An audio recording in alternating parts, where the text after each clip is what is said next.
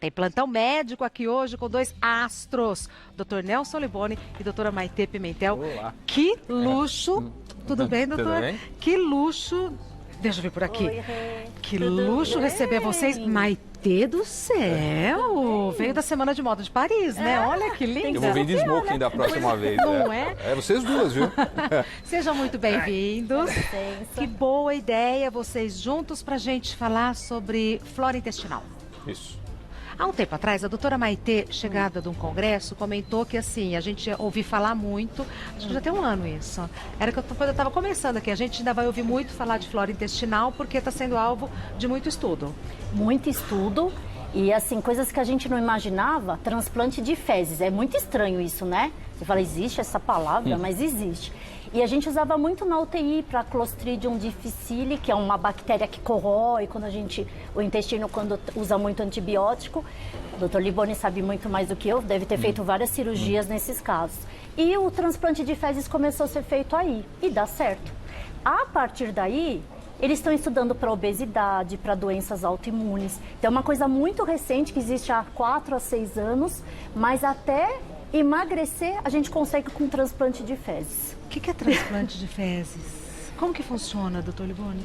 Então, assim, você vai pegar, porque eles fizeram vários estudos, né, que pacientes que tinham uma flora normal, e quando você pegava as bactérias, as fezes dessas pessoas tratadas uma vez, colocadas numa pessoa que tinha doença, ela melhorava bastante, né? Olha então, basicamente é isso. Mas, assim, a indicação hoje clínica que você tem são para aqueles casos de Clostridium, como a Maitê falou, que são diarreias crônicas por uso de antibiótico prolongado, que às vezes não melhora e às vezes uma das alternativas acaba sendo essa para melhorar a flora e proteger, né? Esses estudos que a Maitê comentou já existem já mais ou menos há uns 10 anos, começou devagarinho e ainda é muito controverso porque é difícil você mensurar o que é melhora clínica, o que não é melhora clínica, como é que você mede o que é flora intestinal saudável, o que não é saudável. Então tem muita coisa muito ainda confusa, né? A gente escreveu alguns trabalhos alguns anos atrás, já pensando nisso também, usando flora intestinal para síndrome de intestino irritável, para retocolite, para doenças do intestino, e a gente teve uma melhora assim bastante significativa, né? O que é desbiose intestinal? É o intestino que não funciona direito? Não, desbiose é assim, é quando você tem uma alteração da flora intestinal. Tá. Então a flora intestinal da gente é assim, né? Mas tem esôfago, estômago praticamente já não tem bactérias, né? Principalmente a partir do estômago. Intestino delgado tem um pouquinho, tá? Intestino grosso já começa a aumentar o volume e aí você tem a flora intestinal normal. A desbiose é quando você tem alteração das bactérias boas, que são habituais, E necessárias? São necessárias, e você tem essa troca de bactérias por uso de antibiótico, ou por uma cirurgia que você fez, ou por erro alimentar, ou por uso de bebida alcoólica, cigarro, hábitos alimentares ruins, né, com muita gordura, processos infecciosos como diarreia, alguns antibióticos. Então aí você muda essa flora intestinal e começa a dar uma série de sintomas. Ou quando você tem a mudança da flora do intestino grosso migrando para o intestino delgado, que a gente chama de supercolonização bacteriana, né? E aí acaba dando uma série de sintomas. Então a desbiose basicamente é isso, é a alteração da flora normal do intestino. Perfeito. E parece pouco, mas a gente tem 300 trilhões de bactérias no intestino. Então eles falam que tem 10 vezes mais genes nessa população do que o nosso próprio genoma humano.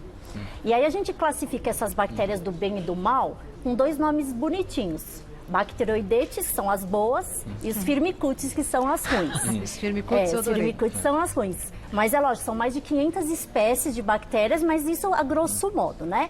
Então, toda vez que você agride o intestino, com anti-inflamatório, com esses antibióticos, corticoide, as bactérias do mal crescem e você mata as do bem. O intestino da gente é um filtro. Então, tudo que passa, que a gente come, é o que a gente come. Vai ser filtrado. Vitamina, todas as coisas boas vão passar por essas células. Sim. As do bem deixam, as do mal não deixam. Da mesma forma, tem toxinas, coisas que fazem mal. Então, a gente tem uma luta dentro do intestino. E a gente tenta priorizar, porque essas do bem cresçam muito mais. Perfeito. Temos outra imagem.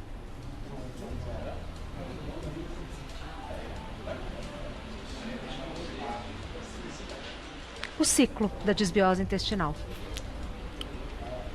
Vamos. Posso falar? Pode, fala. Vamos. Isso é, o intestino da gente, a gente acha que só também absorve ou não absorve. Ele produz também para a absorção dessas vitaminas, principalmente B1, B2, B3, B5, B6, B12, vitamina K, ácido fólico e biotina, que a mulherada usa bastante para o cabelo, tá?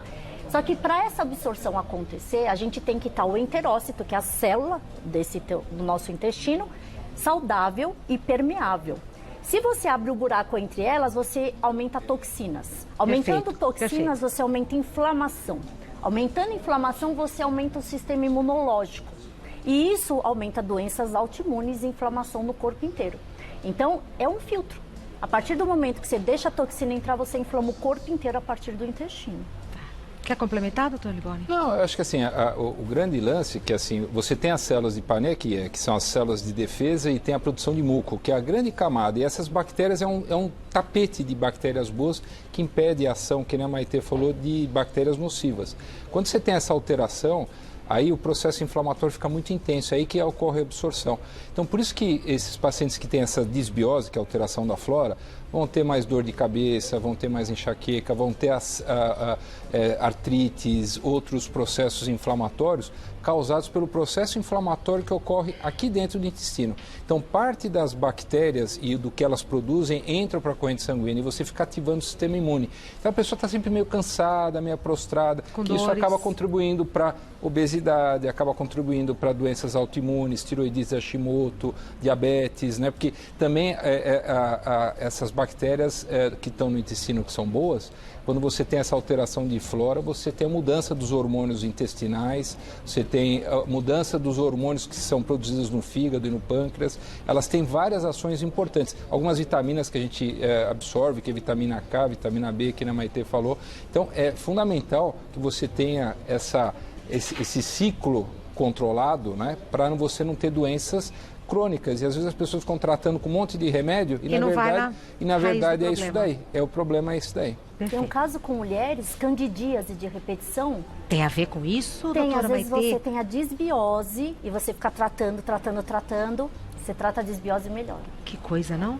Tem mais uma imagem, depois tem perguntas. Escala de Bristol.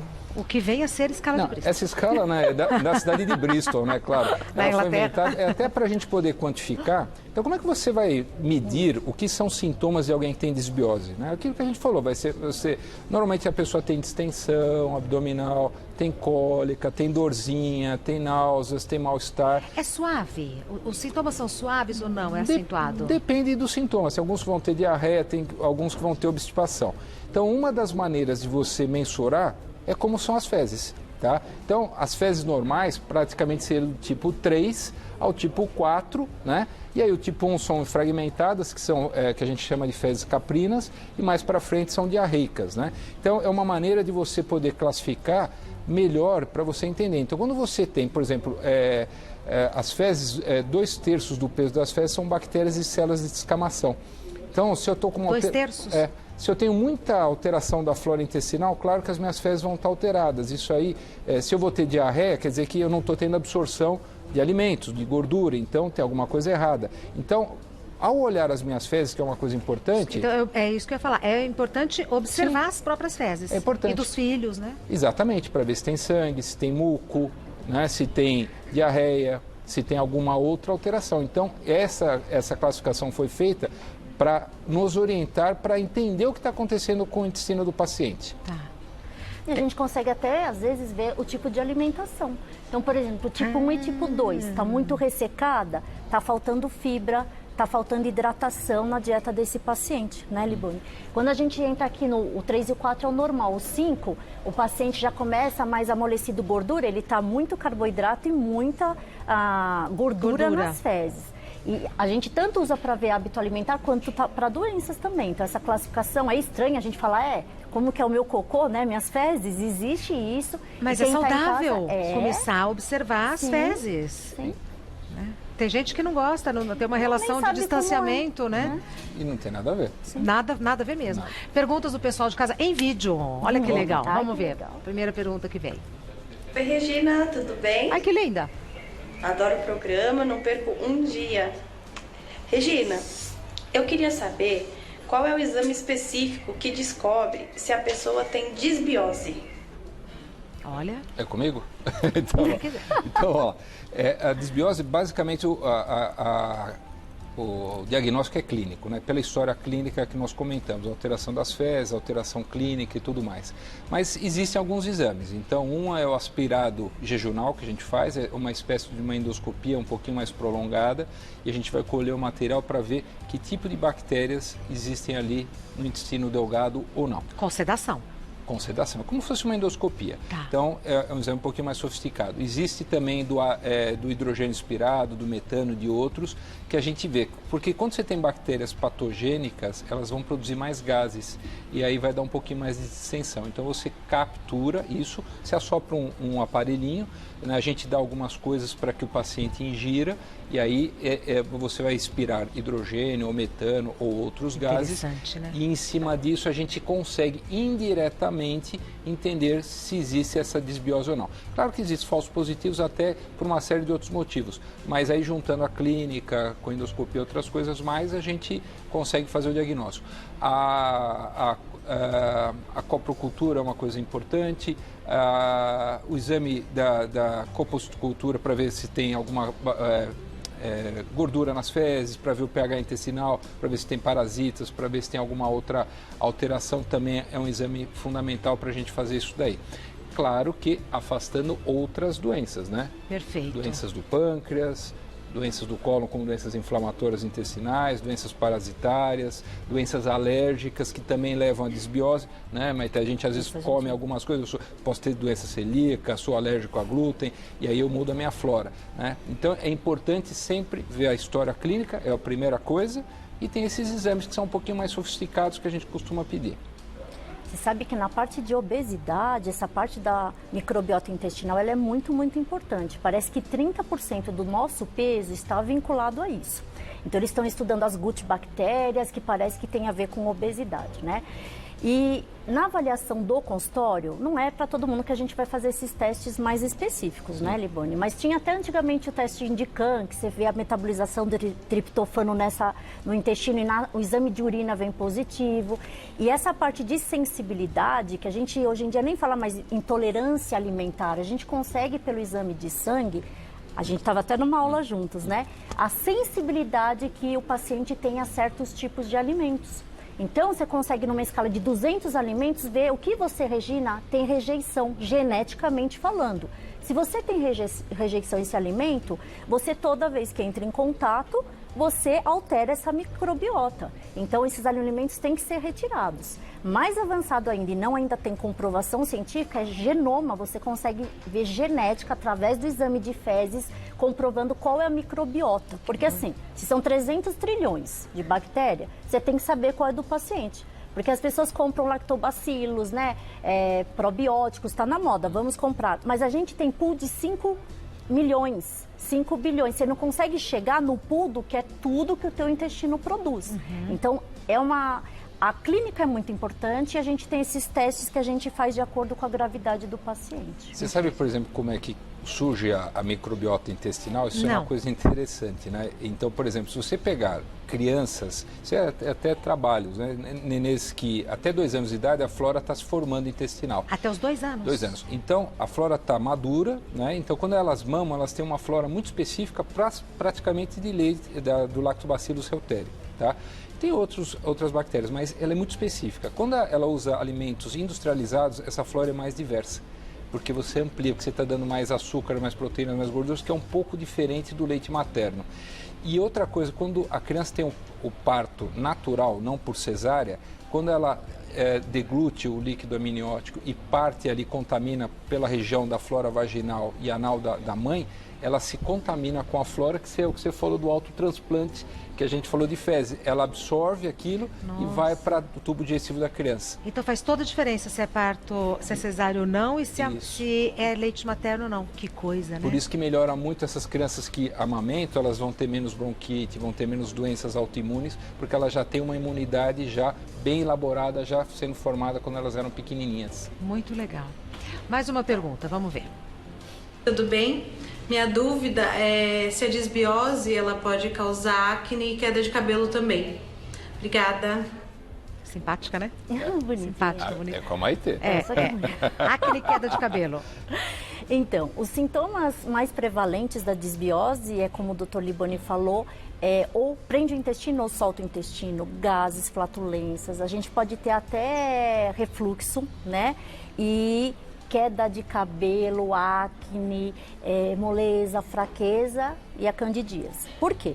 Porque quando a gente tem essas toxinas entrando nessa barreira dessas células que não estão mais protegendo, essa toxina entra na corrente sanguínea e isso vai para a pele, dando erupções, dando coceira, dando acne, dando queda de cabelo e ativando inclusive doenças autoimunes, né? Então, como a gente quebrou essa barreira e piorou a imunidade do paciente, se ativa uma tireoidite de Hashimoto. Você tem estudo mostrando os mais complexos são com esclerose múltipla.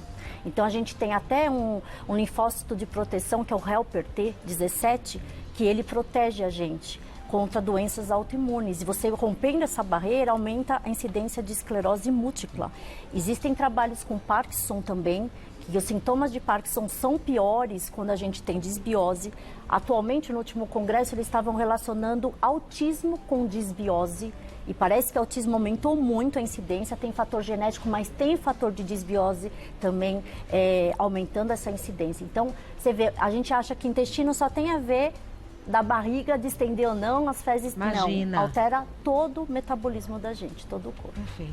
Loucura, né? Você vê que até da parte da tireoide tem hormônios, né, que são ativados. Por exemplo, você tem os hormônios T3 e T4. O T4, que ele é inativo, ele vai virar T3. Parte 20% é ativado no tubo digestivo por bactérias. Se eu tenho alteração da bactéria, eu tenho alteração. menos. Até algumas até a absorção de iodo pela tireoide pode ser alterado por causa dessas toxinas das bactérias. Por isso que acaba dando inflamação. Então, uma série de coisas. Então, é muito complexo. O tubo digestivo é o maior sistema imunológico do corpo.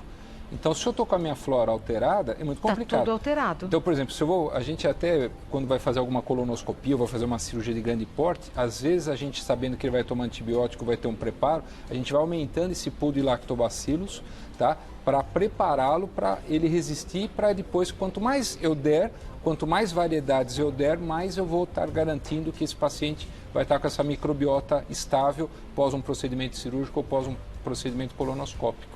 Um privilégio ter vocês dois trazendo tudo isso, né? Que tá novidade para um monte de gente aqui explicando de um jeito tão simples, né? Vamos continuar com as perguntas do pessoal de casa. Meu nome é Janaína e eu gostaria de saber qual que é a diferença entre fazer exame de fezes com uma amostra ou 3. Obrigada. Ah, arrasou, Janaína. Boa. É comigo, né?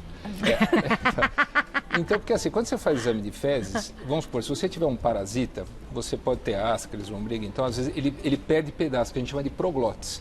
Então é como se fossem salsichinhas, ele perde um pedacinho, outro. Então às vezes naquela amostra que eu colhi, você não pega. Então às vezes você precisa de 3 para poder capturar, tá? Ovos é a mesma coisa, às vezes você não pega, às vezes são ovos que tem ali, como ascaris e assim por diante. E giardia, que é uma coisa difícil para burro de tratar, às vezes a gente acaba até tratando indiretamente, que giardia muda muito a flora intestinal, principalmente a microbiota, porque ela fica no intestino delgado. Ainda é comum? Nossa. Muito, ainda é comum? Nossa, criança, tudo, é muito comum. E aí a gente pede essas 3 amostras como garantia para fazer a coleta correta. Por isso que a gente pede, porque às vezes naquele dia não houve o proglote, no outro dia aparece. Sim. Por isso que a gente pede 3 amostras. E essas 3 amostras geralmente dentro de 7 dias, né? Sim. De preferência, não tudo no mesmo dia, tem que ser uma num dia, outra no dia, né? É chato, mas é necessário, né? Sim. Como paciente, eu digo, é chato, mas é necessário. Mais uma pergunta. Problemas na flora intestinal causam refluxo no estômago? Sim ou não? Ah, mas Maitê já respondeu, né? Pode dá causar. distensão, dá refluxo, às vezes a pessoa arrota, né? E dá dor de cabeça, dessas coceiras, acne, dá todos esses sintomas, né? Não é refluxo, que nem a gente vê refluxo acidez voltante. Você pode ter refluxo por gás, comida ou sólido. Aqui, na verdade, é o que a Maitê falou. Você acaba tendo mais gases, você eructa mais e acaba tendo um refluxo gasoso, né? Porque distende, fica com aquela eructação frequente. Então é por isso. Tá certo. Mais uma pergunta. Doutora, problema com a flora intestinal causa obesidade? Causa, né? Acabei já falando. Mas o que eles estão mais estudando, assim, a gente tem a resistência insulínica é o maior causador de obesidade, né? Que a gente não consegue trabalhar o açúcar que a gente existe e as células vão ficando lentas. E essas células, elas são prejudicadas e a absorção de carboidrato é prejudicada quando a gente tem uma microbiota alterada.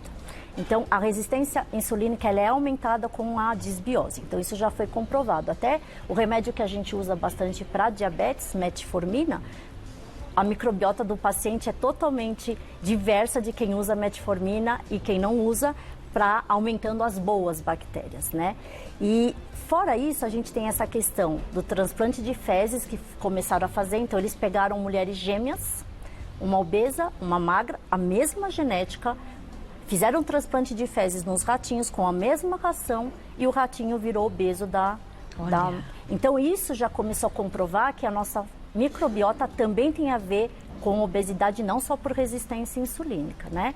Outro fator é a síndrome da fome oculta. Quando a gente não absorve direito as vitaminas, a gente começa a ter fome de outras coisas, ansiedade e compulsão, porque o cérebro não entende o que ele quer. Então, se você não está absorvendo direito as vitaminas, os componentes que são para a nutrição das tuas células, você vai acabar querendo comer, porque você não entende que não foi absorvido.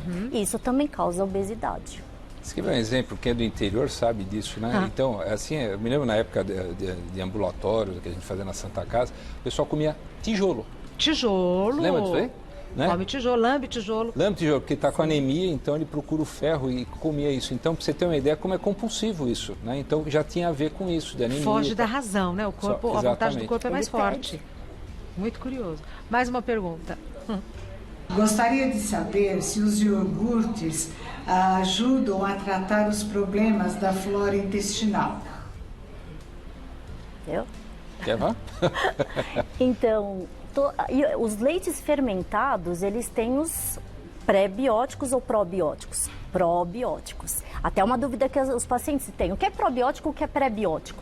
Probióticos são os micro-organismos vivos que vêm nesses leites fermentados, que eles passam pelo estômago, que é um ambiente ácido, é difícil, não é tudo que passa. Aí ele consegue ir lá e colonizar o intestino, aumentando as bactérias do bem. E os pré-bióticos são fibras que não são digeridas pelo estômago, que conseguem servir de alimento para as bactérias do bem crescerem mais. Onde eu acho os pré-bióticos? Os pré-bióticos, eles são industrializados, a gente compra, tipo FOS, quando vem no alimento, existe FOS, que é de oligosacarídeo. Tem os galacto-oligosacarídeos também. É pré-biótico. É um pré-biótico. Insulina é um pré-biótico, é a raiz da chicória, é um pré-biótico. Perfeito. E os probióticos geralmente vêm dos leites fermentados. Tá. E tem a palavra simbióticos, que é a junção do pré-biótico com o probiótico. Então a pergunta, isso ajuda? Ajuda. Mas esse pool de lactobacilos não é assim, toma um iogurte e acabou. Isso é uma manutenção contínua. Até quando a gente faz o transplante de fezes, que ainda está em estudo, não é para sempre. Você faz e aí você tem que manutenção dessa flora com alimentos bons. Muita fibra, frutas, verduras, legumes, tirando o açúcar, tirando o carboidrato. Você vê que o vilão sempre é produto Açúcar industrializado, açúcar, carboidrato. Desses prebióticos são as fibras, principalmente de origem vegetal, né? Então acaba ajudando cenoura e outras, né? Então você tem produtos industrializados, mas tem, é o que ela falou, se você comer frutas de 5 a 15 gramas dessas aí, elas vão ajudar a motilidade, que é uma coisa importante. Se você tiver motilidade lenta, vai formar mais gases, vai ter mais bactérias ali. E vai ajudar o crescimento dessas bactérias boas, porque elas servem de comida para as bactérias boas, então elas se multiplicam e favorecem. Então tem vários alimentos hoje que você pode comer tranquilamente, que vão te ajudar, se você não quiser usar produto industrializado. Pode e deve, né, no caso? Deve. Deve. É o que a gente sempre fala, fuja de alimentos industrializados. Pois é. É o que as pessoas estão fazendo tudo ao contrário, né? Mas aqui a gente sempre dá a opção de culinária saudável usando comida de verdade, porque é realmente importante, né? Sim. Continuamos com as perguntas, mas agora por escrito. Bora lá? Ayrton, a diarreia crônica pode fazer com que medicamentos de uso contínuo percam os seus efeitos? Sim, claro. Porque não absorve, né? Não absorve. Então, às vezes o trânsito é rápido, né? E você acaba não... Por exemplo, a gente usa alguns medicamentos que eles são acionados quando as bactérias estão no intestino. Por exemplo, uma delas, por exemplo, quem tem retocolite vai usar mesalazina, um exemplo. Então, ela chega inativa no intestino grosso e lá a bactéria ativa o princípio. Então, se eu tiver diarreia, dificilmente eu vou conseguir. Então, eu tenho que usar um outro tipo de produto. Então, depende do pH para absorção de alguns alimentos. Então, tem uma série de coisas. Então, a diarreia, ela prejudica realmente, porque ela acelera o trânsito, não dá tempo de absorver, não só os nutrientes, mas também não absorve os medicamentos, né? Então, tem a ver... Compromete tudo. Tudo. E existem muitos antibióticos que provocam diarreia. Então, às vezes, o paciente está fazendo uso do anticoncepcional, do remédio de diabetes, de hipertensão, junto com os antibióticos que dão uma diarreia.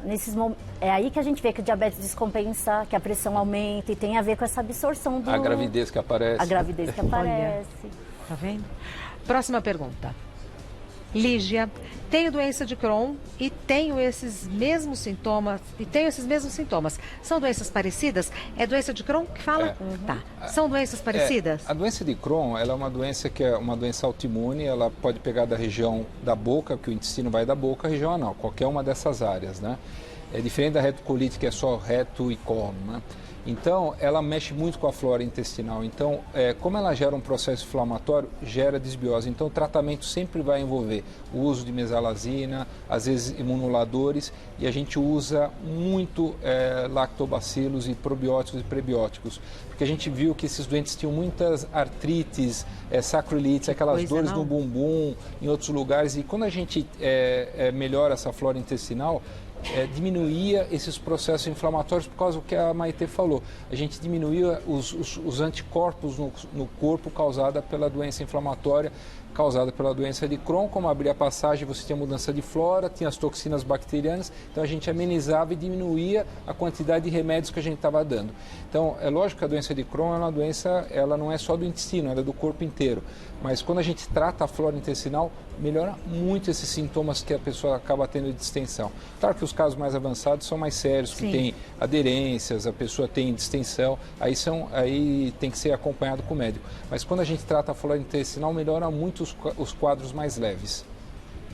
De quadro intestinal, Crohn, sim, é uma doença que já vai inflamar todo o intestino, então faz parte. Mas existe, por exemplo, a artrite reumatoide. É uma doença autoimune que é muito vinculada à desbiose. Quem tem artrite reumatoide, tira carne vermelha e tira farináceos e leite, gente, como melhora. Muda a vida. O marcador de fator reumatoide cai. Então, é assim... Carne vermelha, carboidrato e açúcar, então. Olha. Então, assim, todo mundo que tem alguma doença autoimune, se conseguir melhorar a desbiose, vai melhorar muito a resposta inflamatória da doença autoimune. Perfeito. Hoje, quarta-feira, a segunda culinária com o Dr. Lee. E ele vai fazer tapioca com creme, com gelatina da casca do maracujá. Se vocês puderem ficar, vai ser um prazer tê-los à mesa conosco. Obrigada. Não sei, porque vocês sempre têm compromisso, né? Vou agradecer demais, né, gente? Doutora Maitê Pimentel, maravilhosa. Site da doutora Maitê é endoc.com.br, endoc de endocrinologista. O Instagram, @maite_endócrino. Maitê com THE. MAITHE _endócrino. Dr. Nelson Liboni, que é médico, cirurgião gastrointestinal. Site do Dr. Liboni é Clínica Factum, Facto com C mudo e M de Maria no final. clinicafactum.com.br, e ele tem um canal no YouTube chamado Canal Clínica Factum. Vocês estão alimentando o canal com vídeos? Nós temos um último canal, agora entrevistamos o Dr. Anthony, é um dos maiores especialistas aqui de toxicologia lá do Hospital das Clínicas. Foi bem interessante, por exemplo, pacientes que usam medicamentos ou usam drogas. Todo mundo fala maconha, virou uma coisa normal.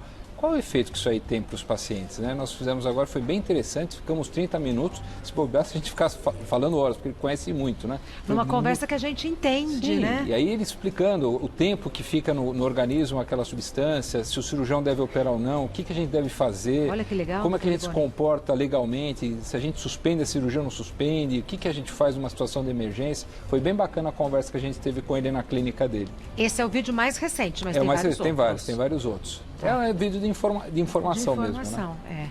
Então, alguém pode ficar? Ou ainda não sabe? Você pode ficar? Posso. Oba! Você pode? Se ela pode, eu posso. Não vou resistir a um convite desse, é impossível, né? Então pronto, todo Tá mundo à feito. mesa. Tá. Adorei nosso papo, Já. aprendi muito como sempre. Até daqui a pouco.